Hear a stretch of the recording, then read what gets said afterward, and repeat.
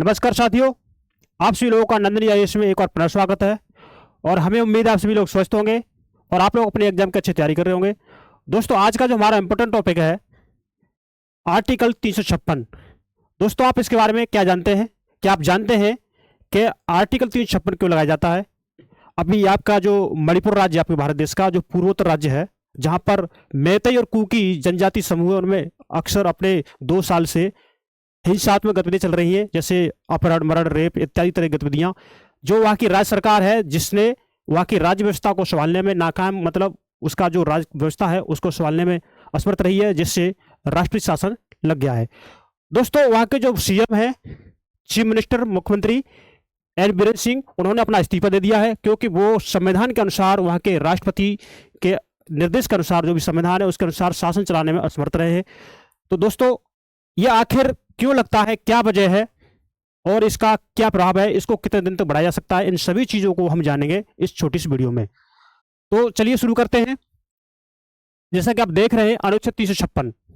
दोस्तों, यह हमारा राष्ट्रपति शासन होता है। अगर किसी राज्य की राज्य सरकार संविधान के नियम के अनुसार अगर वहां का शासन नहीं चला पा रही है, या वहां की जो जनता है, जो की पब्लिक है, वो अगर उनके जो भी नियम है उनके अनुसार, जो संविधान के अनुसार नहीं पालन कर पा रहे हैं, तो वो क्या हो रहा है, वहां पर राष्ट्रीय शासन लगने के चांस बढ़ जाते हैं। देखिए,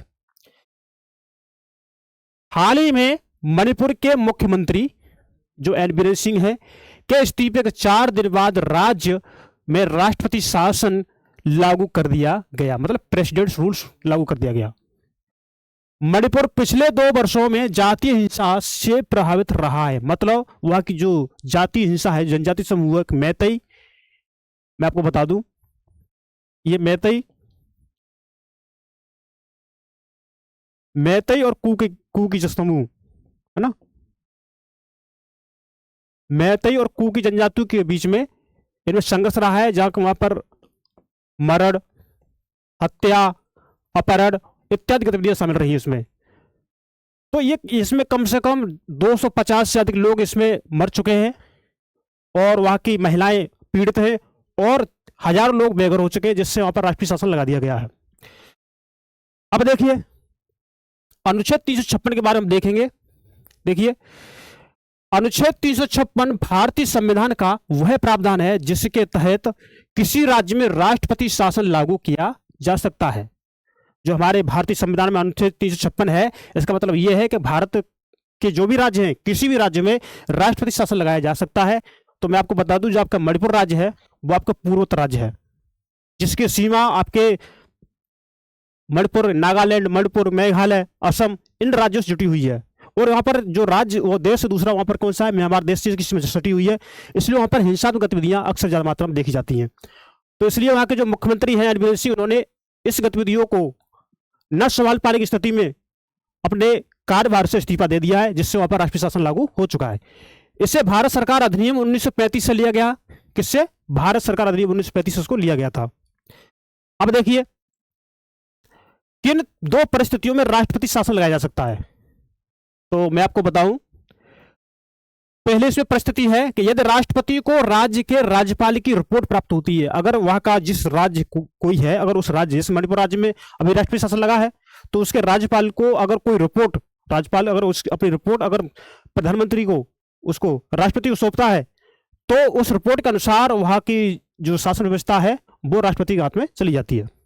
वह अन्यथा यह मानते हैं कि राज्य सरकार संविधान के अनुसार शासन करने में असमर्थ है। जो रिपोर्ट प्राप्त होती है राष्ट्रपति साहब को, तो वो इसमें यह देखते हैं कि वहां की जो राज्य सरकार है वो संविधान के अनुसार शासन नहीं कर पा रही है, इसलिए वहां पर राष्ट्रपति शासन लगा दिया जाता है। तो चंद्रेश, आई होप आपको समझ में आ रहा होगा। अब इसमें हमारा 2 नंबर है। देखिए, 2 नंबर पर अनुच्छेद 356 के तहत यदि कोई राज्य केंद्र सरकार द्वारा दिए गए निर्देशों का पालन करने में विफल रहता है, मतलब जो भी 365 है, मतलब ये एक आधार होता है। 365 जो हमारा अनुच्छेद है वो किसी राज्य पर राष्ट्रपति शासन लगाने का एक आधार होता है। तो इसके तहत यदि कोई राज्य केंद्र सरकार द्वारा दिए गए निर्देशों का पालन करने में विफल रहता है, तो वहां पर राष्ट्रीय शासन लगा दी जाता है। अब देखिए, यह राष्ट्रीय शासन क्या होता है, मतलब राष्ट्रीय शासन क्या है। राष्ट्रपति शासन लागू होने पर राज्य सरकार को निलंबित कर दिया जाता है। अगर किसी राज्य में राष्ट्रपति शासन लागू होता है, तो वहां की राज्य सरकार को निलंबित कर दिया जाता है और राज्य का प्रशासन केंद्र सरकार द्वारा नियुक्त राज्यपाल के माध्यम से संचालित किया जाता है। मतलब जो राज्य का प्रशासन केंद्र सरकार द्वारा कोई नियुक्त राज्यपाल के माध्यम से संचालित किया जाता है, आप समझ सकते हैं। इसे राज्य आपातकाल यानी स्टेट इमरजेंसी या संवैधानिक आपातकाल यानी कॉन्स्टिट्यूशनल इमरजेंसी भी कहा जाता है ना, आप समझ सकते हैं इसको। अब देखिए राष्ट्रपति शासन लागू करने की प्रक्रिया क्या है, मतलब ऐसी कौन सी प्रक्रिया है जिस प्रक्रिया के माध्यम से राष्ट्रपति शासन को लागू किया जाता है। देखिए इसमें संसद की स्वीकृति आवश्यक होती है।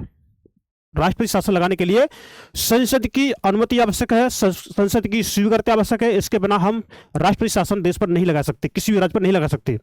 अब देखिए राष्ट्रपति शासन की घोषणा होने के 2 महीने के भीतर राष्ट्रपति शासन की घोषणा, जैसे हमने किसी डेट को मान चलो हम आगामी 2 महीने हम उसको राष्ट्रपति शासन लगाएंगे, लेकिन उसके 2 महीने पहले, उसके 2 महीने के भीतर इसे संसद द्वारा मंजूरी दी जानी चाहिए। इसे सरल बहुमत यानी सिंपल मेजोरिटी से मंजूरी दी जाती है, तब वहां पर राष्ट्रपति शासन लगता है। सिंपल मेजोरिटी बोले तो मतलब जो भी संसद जो भी सदस्य उपस्थित होते हैं उनका एक बहुमत प्राप्त होता है, उस अगर वो पास होता है तो वहां पर राष्ट्रपति शासन लग जाता है। अब देखिए राष्ट्रपति शासन की अवधि और विस्तार, मतलब कितने की अवधि होती है और हम इसका विस्तार किन किन परिस्थितियों में कर सकते हैं। देखिए यह पहली बार 6 महीने के लिए लागू किया जाता है। कितने महीने के लिए? 6 महीने के लिए। इसे 3 वर्षों तक बढ़ाया जा सकता है। मतलब अगर कोई व्यवस्था है किसी राज्य सरकार की, अगर वहां की आर्थिक मतलब वहां की जो भी प्रशासन व्यवस्था है अगर वो ज्यादा गंभीर अवस्था में, मतलब वहां की स्थिति ऐसी है, मतलब उसको सवाल पालने में अगर सक्षम नहीं है, तो उसको हम जो शासन है राष्ट्रीय शासन उसको बढ़ा देते हैं। तो देखिए इसको पहली बार 6 महीने लगाते हैं, अगर 6 महीने में अगर वो कंट्रोल नहीं हो पाया तो हम इसको धीमे धीमे बढ़ा देते हैं। तो देखिए इसे 3 वर्षों तक बढ़ाया जा सकता है, लेकिन प्रत्येक 6 महीने में संसद की स्वीकृति आवश्यक होती है। जब हम 6 महीने को करके हम बढ़ाते हैं तो प्रत्येक 6 महीना हम जब बढ़ाएंगे तो उसको संसद से स्वीकृति, संसद से अनुमति लेनी पड़ेगी। अब देखिए 44वें संविधान संशोधन क्या होता है ना, तो 44वें संविधान संशोधन 1978 के अनुसार 1 वर्ष से अधिक समय तक राष्ट्रीय शासन लागू रखने के लिए निम्नलिखित 2 शर्तें पूरी होनी चाहिए। एक 44वां संविधान संशोधन है, अमेंडमेंट एक्ट है, तो इसके अनुसार अगर हमको किसी राज्य में राष्ट्रपति शासन 1 वर्ष से अधिक रखना है तो उसके लिए हमें निम्नलिखित 2 शर्तें पूरी करनी होगी। तो कौन सी देखते हैं? देखिए नंबर 1, भारत में राष्ट्रीय आपातकाल यानी नेशनल इमरजेंसी लागू हो, मतलब भारत में राष्ट्रीय आपातकाल लागू हो, मतलब नेशनल इमरजेंसी लागू हो, तो हम इसको 1 साल से अधिक दिनों के लिए बढ़ा सकते हैं। अब देखिए निर्वाचन आयोग यानी इलेक्शन कमीशन ऑफ इंडिया यह प्रमाणित करे कि राज्य में चुनाव कराना संभव नहीं है। जब किसी राज्य की स्थिति खराब है तो वहां पर चुनाव व्यवस्था कैसे हो पाएगी? अगर वो चुनाव आयोग ये बोल दे कि भाई हम इस राज्य में हम इलेक्शन नहीं करवा सकते, क्योंकि अगर हम इसमें इलेक्शन करवाएंगे तो हमारे जो भी अधिकारी हैं, जो भी वोटिंग सिस्टम है, जो भी इलेक्ट्रल सिस्टम है, वो खराब हो सकती है, इसलिए हम नहीं करा सकते। तो इस अवस्था में वहां पर हम राष्ट्रपति शासन को 1 साल तक बढ़ा सकते हैं, 1 साल से ऊपर बढ़ा सकते हैं। अब देखिए राष्ट्रपति शासन लागू होने के बाद क्या होता है। अभी बात यह रही कि जब राष्ट्रपति शासन लागू होता है तो चंद्रेश हम आपको यह बताएं, तो जब राष्ट्रपति शासन लागू होता है तो फिर होता क्या है वहां पर? देखिए राष्ट्रपति राज्य सरकार के सभी कार्यभार संभाल लेते हैं। जो राष्ट्रपति हैं वो राज्य के जो भी कार्यभार हैं, वहां की विधायिका, वहां की कार्यपालिका जो भी है, वो सब राष्ट्रपति अपने हाथ में ले लेते हैं। राज्यपाल राज्य का प्रशासन राष्ट्रपति की ओर से चलाते हैं। जो राज्यपाल है ना, राज्यपाल, तो आगे राज्यपाल है वो राज्य का जो भी प्रशासन होता है ना, वो राष्ट्रपति के अनुसार ही चलाते हैं। तो आप समझ पा रहे होंगे। तो योगेश आपको समझ में आ रहा है? देखिए राज्यपाल को राज्य के मुख्य सचिव और राष्ट्रपति द्वारा नियुक्त सलाहकारों की सहायता से मिलती है। मतलब राज्य को जो राज्यपाल हैं, तो राज्यपाल को राज्य के मुख्य सचिव, जो राज्य के मुख्य सचिव है, और जो राष्ट्रपति जो नियुक्त करते हैं उन सलाहकारों के माध्यम से इसको गाइडेंस मिलती है, जिसके अनुसार वहां का शासन चलाते हैं। अब देखिए राज्य की विधायिका स्टेट लेजिस्लेचर को भंग या निलंबित किया जा सकता है। अगर वहां की जो राज्य की विधायिका है, जो कानून बनाने वाली जो एक प्रणाली है ना, जिसे लेजिस्लेचर बोलते हैं, तो उसको भंग किया जा सकता है, उसको निलंबित किया जा सकता है। अब देखिए राज्य के बजट और विधेयकों को संसद द्वारा पारित किया जाता है। जो भी राज्य के जो बजट होते हैं, जो विधेयक होते हैं, तो राज्य के बजट और विधेयकों को किसके द्वारा? संसद के द्वारा पारित किया जाता है।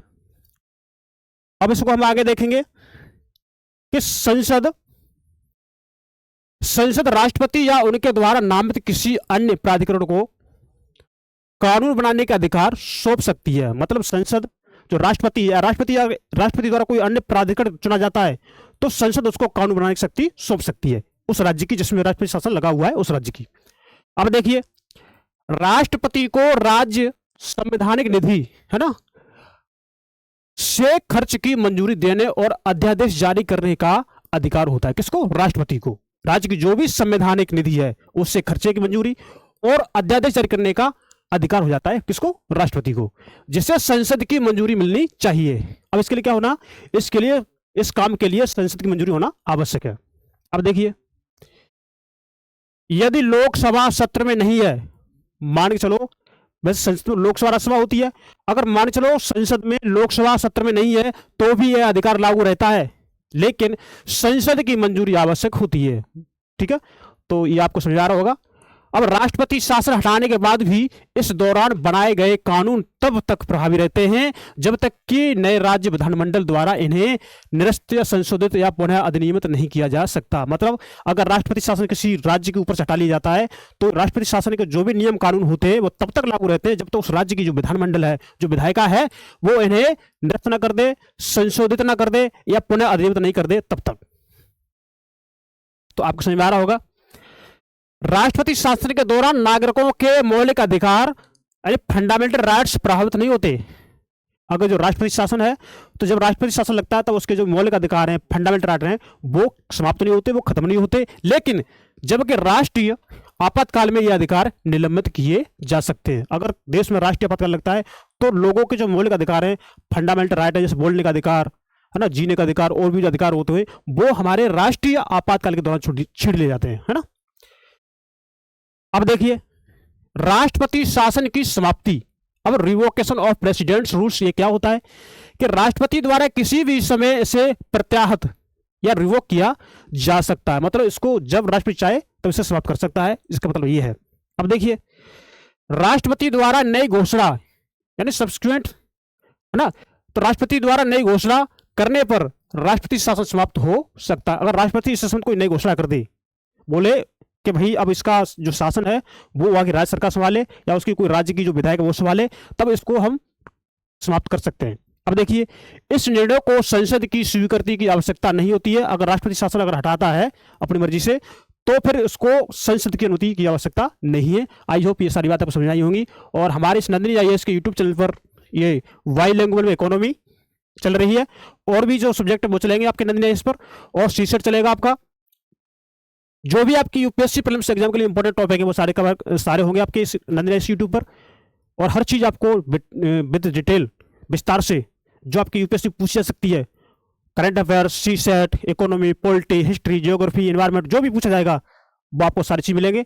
तो दोस्तों, आप इस नंदिनी IAS के यूट्यूब चैनल को सब्सक्राइब करें अगर पहली बार हैं, अगर आप इसे देख रहे हैं तो, और नंदिनी IAS के यूट्यूब चैनल को अपने दोस्तों में शेयर करें इसके लिंक को, और जो वीडियो आपको अच्छी लगती है तो उसे लाइक करें। तो चलिए आज की तरह रखते हैं, मिलते हैं नेक्स्ट टॉपिक में।